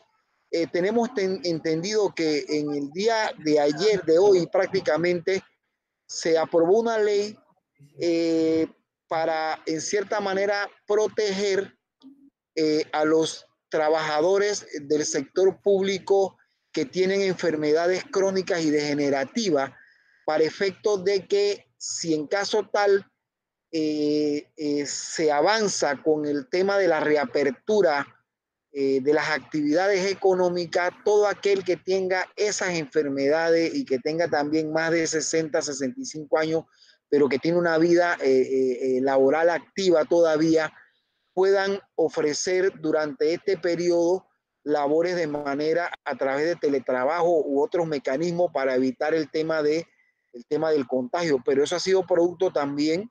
de ciertamente la iniciativa de algún diputado, pero impulsado también por un sector que ha sido golpeado en el tema de la pandemia, porque el índice mayor de fallecidos ha sido precisamente panameños que oscilan entre 50 a 65 y 70 años y que además tengan una condición de salud. Así es que de repente ese tema de la ley que acabo de mencionar viene mínimamente a paliar un tema de esa naturaleza, pero no es ley de la República todavía porque no ha sido sancionado por el presidente de la República. Entonces, en cuanto a la pregunta, a la respuesta concreta en base a la pregunta que me hicieron los compañeros del Perú, no existe esa ley. Sí había un rumor sobre ese tema y no nos extrañaría que en las próximas semanas ese tema se pueda ir gestionando y desarrollando. Lo que sí escuchamos también que en el caso de los docentes se iba, pero no hemos visto nada en concreto, a pagarle una quincena sí y una quincena no a aquellos docentes que son permanentes en el sistema educativo. Lógicamente que estamos pendientes y anuentes a esa situación porque, como dice el dicho, y no sé, en sus países cuando el río suena es porque piedras trae, y además porque más que eso, nosotros estamos claros también que la clase económicamente dominante aquí es capaz de los peores vejámenes y más en tiempo de crisis económica. Así que no nos extrañaría en lo absoluto, desde el punto de vista ideológico y político, que son capaces no solamente de eso, sino de llegar incluso mucho más allá, hasta precarizar al mínimo la situación de salud, la situación alimenticia y laboral de todos los trabajadores, indistintamente del sector público o el sector privado. Así que eso no nos extrañaría y estamos en estado de alerta. Y gracias por la pregunta a los compañeros. Gracias, compañero Fernando. Macarena, la pregunta para ti es muy similar con respecto a cuáles han sido las medidas que se han tomado en Chile, medidas con respecto a lo laboral y con respecto a lo curricular, pensando en educación y en lo laboral en general. ¿Cuáles han sido las medidas que ha tomado el gobierno en este proceso de la pandemia? Bueno, para dar respuesta a esa pregunta es importante recordar las distintas formas de contrato que tienen los profesores y profesoras en Chile, que tienen relación de acuerdo a donde ellos trabajan, ¿verdad? Los profesores que trabajamos en el sector público somos contratados por las distintas municipalidades, ¿ya? Y los profesores y profesores que trabajan en escuelas particulares subvencionadas son contratados a través del Código del Trabajo, ¿ya? Entonces, por un lado, los profesores que trabajan en los sectores particulares subvencionados, muchas de las escuelas particulares subvencionadas o particulares han comenzado algunos a acogerse a la Ley de Protección al Empleo, ¿verdad? Que lo que pretende es realizar un acuerdo con el trabajador de cese del trabajo, pero no de cese del contrato, y ese acuerdo permitiría que el trabajador pudiera cobrar su seguro de cesantía, que es parte de lo que él aporta mes a mes de su salario. Ya eso es por el lado de los particulares subvencionados. Ya sabemos que hay varias escuelas particulares subvencionadas que se estarían acogiendo a esa ley, y también eso es por el lado de los particulares. Ya vemos que es un escenario sumamente oscuro para los trabajadores y trabajadoras de la educación de este sector, porque aunque las escuelas van a seguir recibiendo financiamiento, de momento, que es lo que dice Mineduc, financiamiento basado en un principio eran asistencia, ahora también están conversando para ver de qué manera resuelven este problema, porque al no tener asistencia real en las escuelas, no debiera haber financiamiento. Y eso genera un problema para quienes han generado en la educación un negocio, para los grandes negociados nacionales que han visto en la educación un negocio y que han generado empresas y lucro durante muchos años, eso genera un negocio. Entonces, ahora en la política educativa sí se está hablando de cambiar la forma de financiamiento, que es algo que nosotros venimos levantando hace mucho tiempo, porque ahora el financiamiento por asistencia no generaría ningún ingreso. Por ese lado vemos súper complicado a los trabajos de trabajadoras de la educación, a los profes de los particulares. Y desde el lado de la educación municipal, que podría ser la educación pública en otros países, vemos que también se ha hecho un recorte al presupuesto que llegaba por concepto de subvención. Se estaría recortando un 20 o un 30%. Entonces ya han salido alcaldes como la alcaldesa de Providencia, Evelyn Matei, a decir que esta crisis también la tienen que pagar, si a todos se les recorta el salario, también son los profesores quienes debieran recortarse el salario. De momento los profesores de las escuelas municipales no hemos tenido recorte, pero también hay una nebulosa ahí. No sabemos en qué situación nos vamos a encontrar. Y con respecto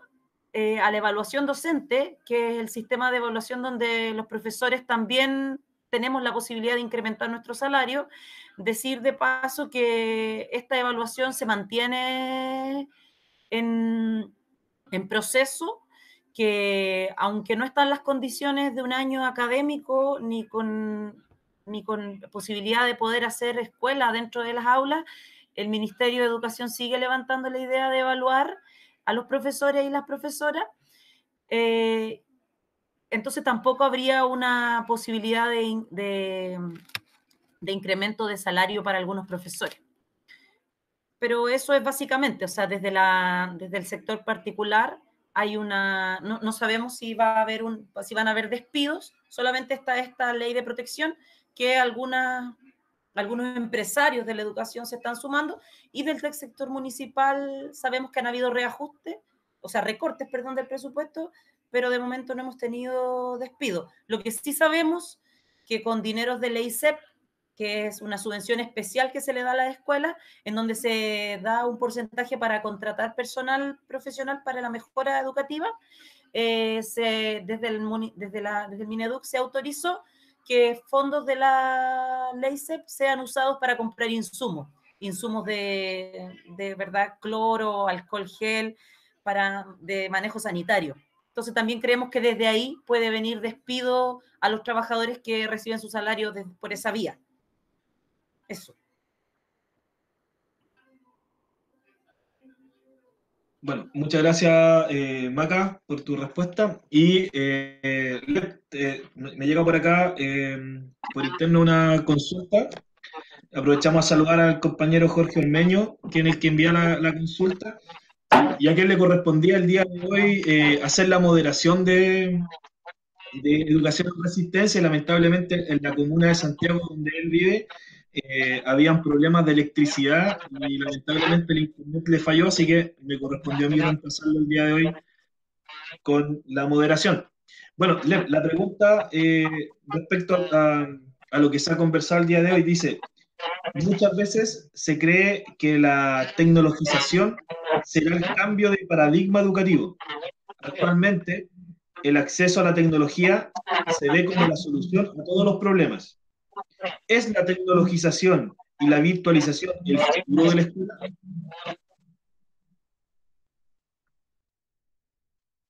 Pues parece una pregunta bastante complicada, porque según lo que hemos experimentado en estos días de pandemia, la tecnología no fue la opción, porque excluyó a un número mayor de niñas, de niños y de jóvenes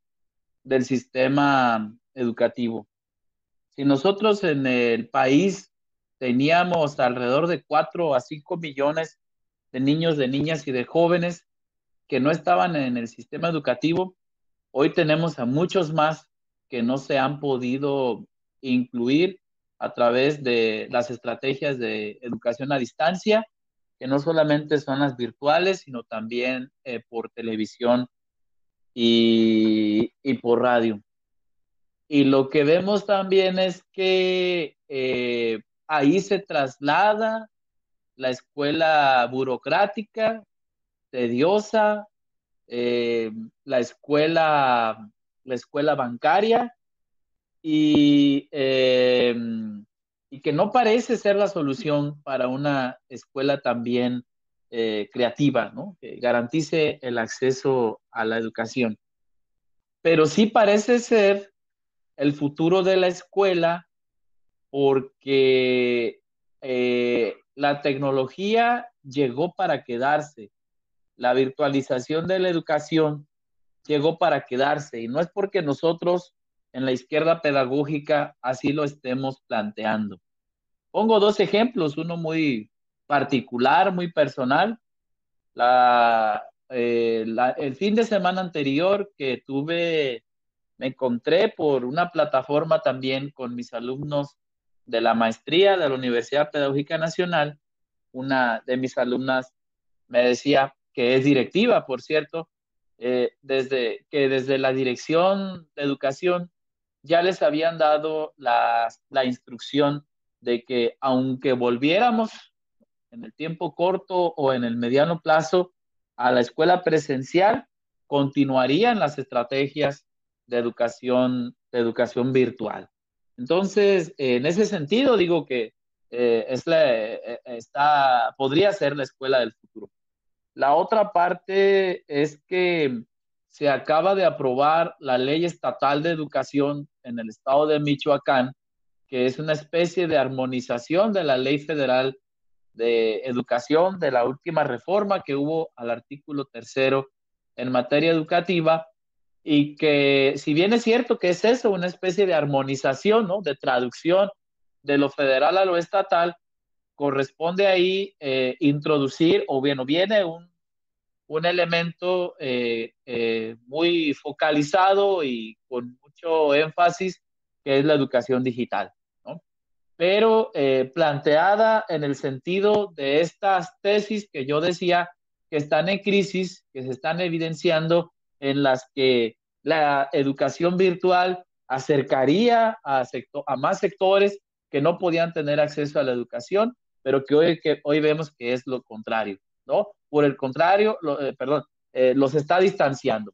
Y si en algún momento se dijo que podía llegar a través de la educación virtual y del Internet a las comunidades más lejanas, hoy vemos que no es así. Esas comunidades lejanas se hacen cada vez más lejanas con,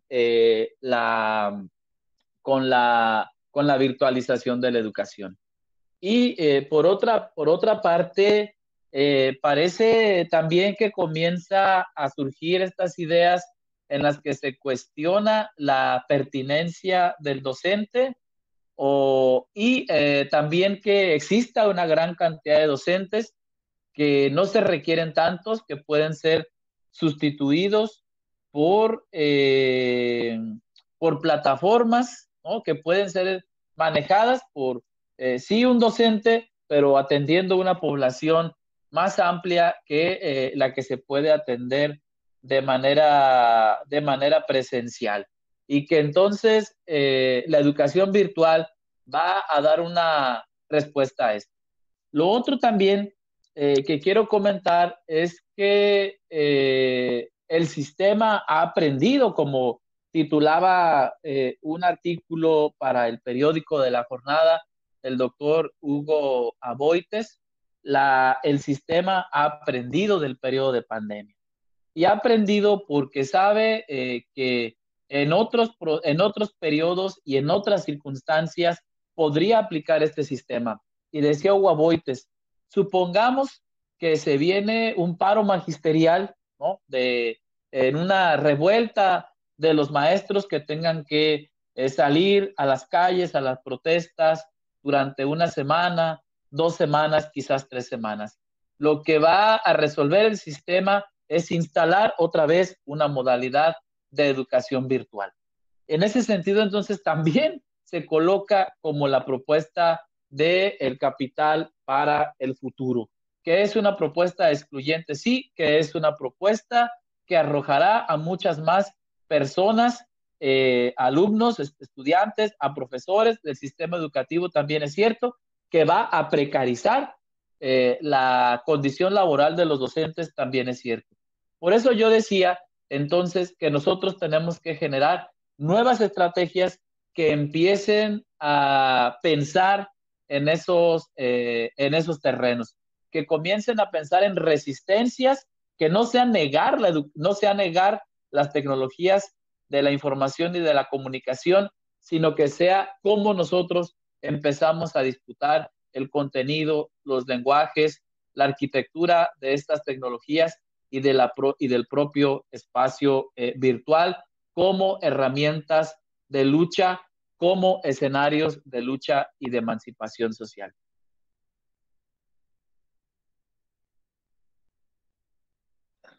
Muchas gracias, Lep. Tenemos otras preguntas. De hecho, aprovechamos a saludar al compañero Fabián Caballero, vicepresidente de la Central Unitaria de Trabajadores de Chile, quien envió una pregunta, pero la voy a resumir porque es como bien extensa,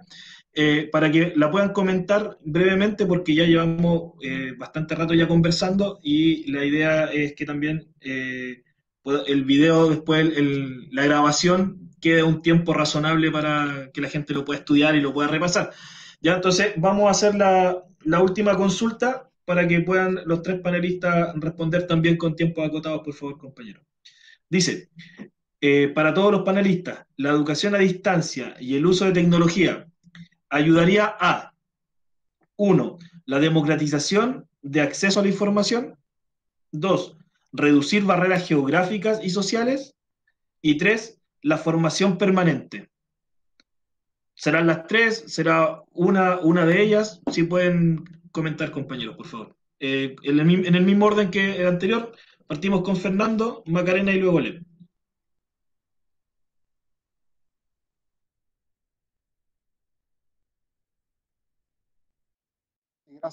Gracias, Michael. Bueno, mire, definitivamente que este tema educativo en el contexto de la pandemia es muy complejo, pero no es que este tema no se haya tocado con anterioridad al tema de la pandemia. Por ejemplo, lo que hablaba el compañero Lev, comparto algunas ideas en el sentido de la geopolítica del conocimiento. Es decir, esto ya se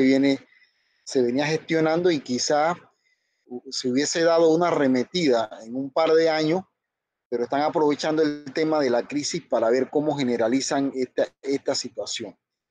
Pero en la pregunta que nos hace el compañero y que acaba de repetir Michael,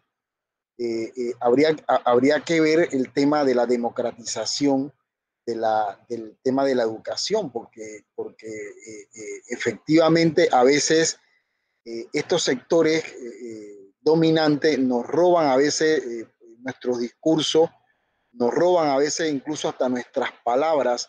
y la acomodan a la lógica del mercado y a la lógica del sistema, y tenemos que tener mucho cuidado con eso. Y lo digo por el hecho de que en materia educativa, en nuestros países realmente nunca ha habido un tema de inversión en materia educativa. Si te están hablando de la democratización del sistema educativo en el contexto de la educación a distancia o de la educación virtual, yo creo que es sobre la base del negocio, como lo decía la compañera Macarena en parte de su intervención, pero no en el concepto de la democratización y acceso tal cual como nosotros lo vemos, y también sobre la base también de lo que enseñamos y cómo lo enseñamos, porque el tema de la democratización no implica solamente el acceso a unos contenidos, porque no es lo mismo el tema de educar que el tema de escolarizar. Entonces es algo que tenemos que tener mucho cuidado. Por eso que en el caso, por ejemplo, panameño, Nosotros lo que hemos dicho que el tema de la plataforma tiene que ser construida con recursos del Estado, pero para la educación oficial,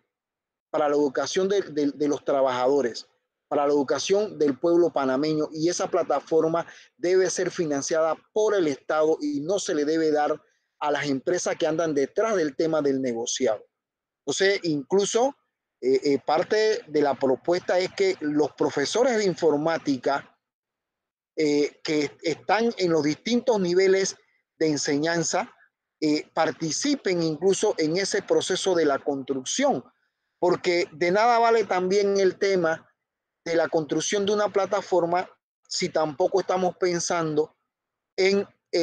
cambiar o transformar el currículum, porque tenemos que tener una estrategia pedagógica curricular, tenemos que tener una estrategia pedagógica sobre la evaluación, sobre el colegio o el centro educativo que queremos y para qué lo queremos. Yo creo que esos son uno de las grandes tareas y los desafíos que nosotros tenemos para darle el verdadero sentido de lo que es la democratización del sistema educativo. Porque aquí a nadie le ha interesado, por ejemplo, el tema de la calidad. Y ese tema de la cual incluso la UNESCO ha formado parte y que han pulsado, incluso podemos ver, por ejemplo, el Foro Mundial de la Educación para Todo que se dio en el 2000, por ejemplo, en Qatar, si mal no recuerdo, donde habían creo que son 6 ejes fundamentales, y el tema de la calidad era el último tema de los seis que había planteado, y la UNESCO estaba financiando y promoviendo ese tipo de situación que ya nosotros conocemos, pero que también podemos sacar quizás o podemos rescatar algunas ideas, pero que nuestros gobiernos la acomodan a sus intereses, la adecuan a la situación de la lógica del mercado, y por eso que tenemos que tener mucho cuidado con ese discurso, porque aquí en Panamá se está ventilando el tema de que con las plataformas virtuales podemos entrar en un proceso de democratización del sistema educativo. Y yo creo que ese puede ser una de las trampas del discurso de la derecha para querer vendernos el tema de que ya no es necesario regresar a las aulas escolares, y que lo importante, producto de esa geopolítica del conocimiento, que producto incluso, mire, yo estaba leyendo ya para terminar,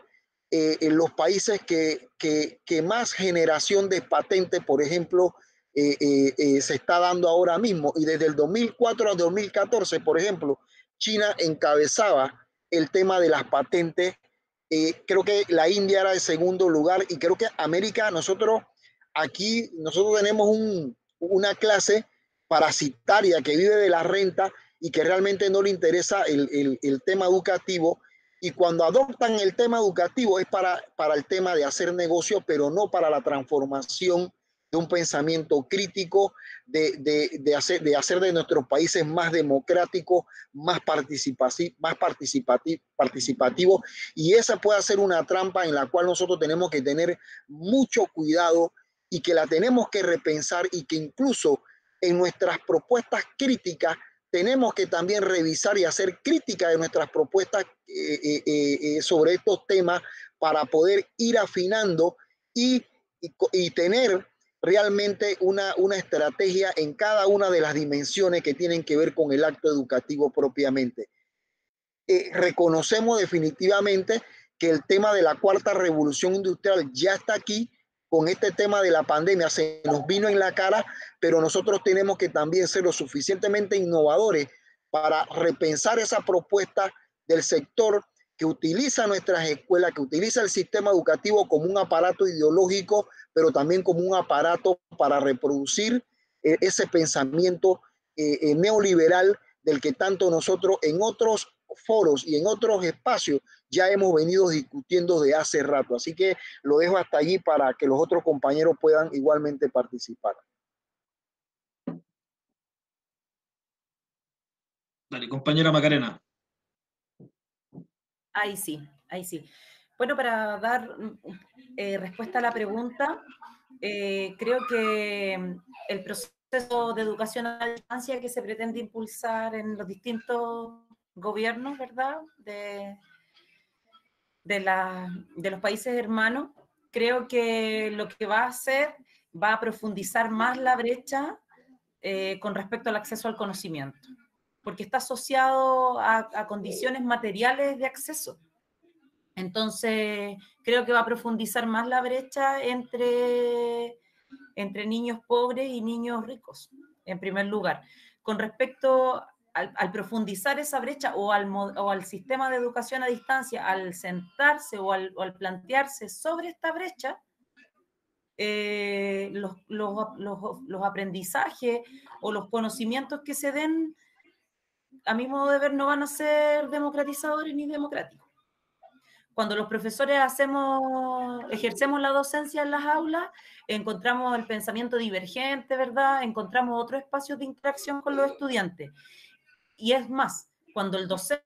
en el aula se asume con una responsabilidad, como un ser político, ¿verdad? Con una postura y con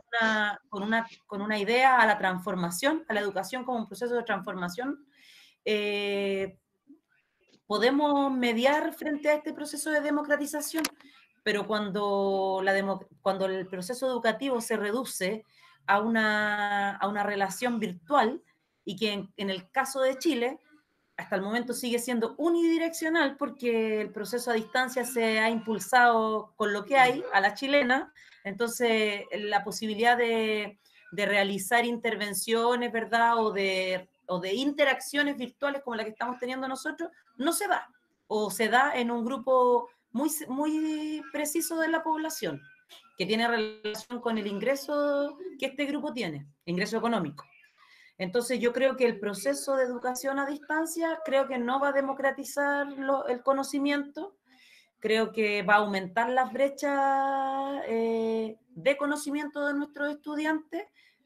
y creo que también viene efectivamente, como dicen los compañeros, para instalarse, porque es a través de este proceso o de este medio es donde se nos quita el poder, ¿verdad?, que las escuelas o que los educadores hemos tenido por historia, ¿verdad? El poder de organizarnos en la comunidad, de transformar, de luchar por nuestros derechos, de acompañar a nuestras familias. Esa variable es la que se nos está quitando en el momento de tratar de meter la educación a un proceso virtual solamente. Eso, compañeros, gracias. Gracias, compañera. Compañero Lep. Sí, bueno, por principio de cuentas, yo coincido con la compañera Macarena y coincido también con el compañero Fernando. Si la óptica en la que estamos analizando estas tecnologías es a partir del análisis del proyecto del capital, ahí creo que no hay discusión de mi parte, por el contrario, comparto lo que están comentando. Y lo otro, para contestar así globalmente estas preguntas, no creo que el espacio virtual y que las tecnologías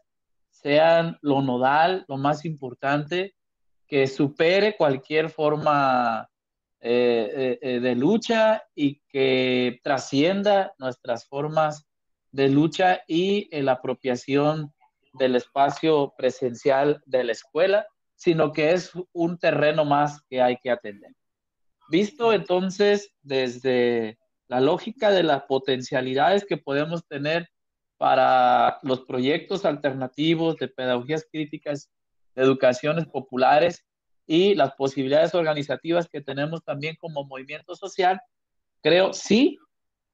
porque sí a todas estas preguntas que nos hace Jorge, porque las tecnologías nos permiten horizontalizar la comunicación y nos permiten empoderarnos. Miren, hace algunos años yo recuerdo que íbamos a patear las puertas a la televisora más grande del país, de mi país, que es Televisa, que también llega a muchos lugares de Latinoamérica, para que nos dieran 30 segundos, un minuto de poder comunicarnos con la gente. Hoy eso no es necesario, la propia televisión va en picada. Incluso aquí las acciones de Televisa van a la baja hasta el quiebre de la propia empresa, y nosotros tenemos la posibilidad de empoderar nuestra comunicación y de horizontalizarla, y no de continuar con este esquema vertical y ampliarla mucho más. No es lo mismo colocar un post digital en Facebook, en nuestras redes, que repartir 100 volantes en la calle. Creo que el nivel de ampliación de espectro es mucho mayor en las redes sociales. Sí, también porque nos permite apropiarnos de los contenidos políticos y pedagógicos del espacio virtual. Si yo asisto a una plataforma, por ejemplo, como esta, o por ejemplo, como la de TikTok, sin un proyecto político, autónomo y pedagógico, de manera automática yo asumo el proyecto comercializador, alienante del fabricante y del creador de este espacio virtual y esta tecnología. Pero si yo acudo ahí con un proyecto desde la rebelión, entonces el enfoque cambia y el potencial también cambia.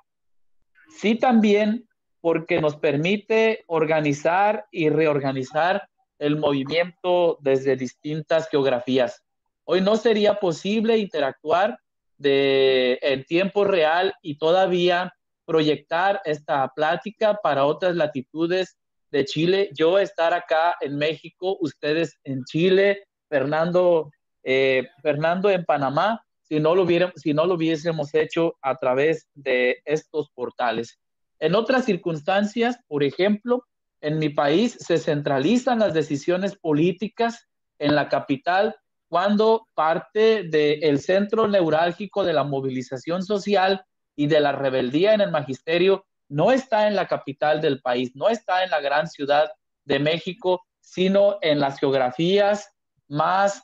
vulnerables, por ejemplo, en el sureste mexicano, como en Oaxaca, como en Chiapas, en el occidente, como en Michoacán, y aún así había que asistir a las reuniones hasta la capital del país. Hoy creo que esto nos permite reorganizar el movimiento en tiempo real, en tiempos más cortos, para poder enfrentar al Estado y al capital. Entonces, depende también de estos dos análisis. Me parece que son válidos, estoy de acuerdo, pero también propongo que lo veamos desde este otro enfoque.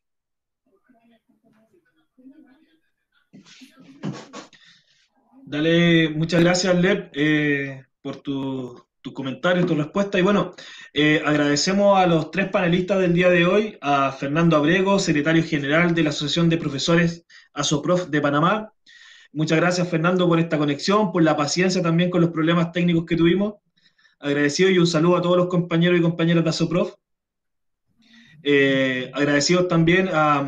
Claudia Macarena Fernández, profesora de aula de la región metropolitana, dirigente sindical y parte del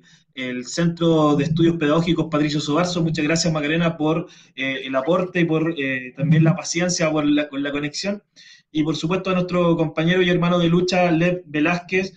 doctor en Pedagogía Crítica y Educación Popular y miembro del secretariado político de la Coordinadora Nacional de Trabajadores de la Educación en la sección 18 de Michoacán, a quien también agradecemos su exposición. Contarle a todos los compañeros que están en vivo en estos momentos que este programa de Educación en Resistencia está siendo grabado y va a ser retransmitido ya con mejor edición y sin los problemas técnicos que tuvimos en la transmisión en vivo. A partir del día lunes en las distintas plataformas lo vamos a estar compartiendo para que puedan repasar las ponencias de nuestros tres compañeros del día de hoy. Y nos encontramos el próximo jueves a las 19 horas, hora de Chile, con una nueva transmisión en vivo a través de las plataformas de los compañeros de los distintos sindicatos que componen el Sindicato Nacional en Chile, y además las plataformas que nos acompañan en los distintos países hermanos. Así que saludamos a los hermanos de Venezuela, a los hermanos de Panamá, de Bolivia, de México, que están retransmitiendo, los hermanos del Perú también, y nos encontramos el próximo jueves en un nuevo capítulo de Educación en Resistencia. Un abrazo, compañeros, y que estén muy bien. Saludos, compañeros.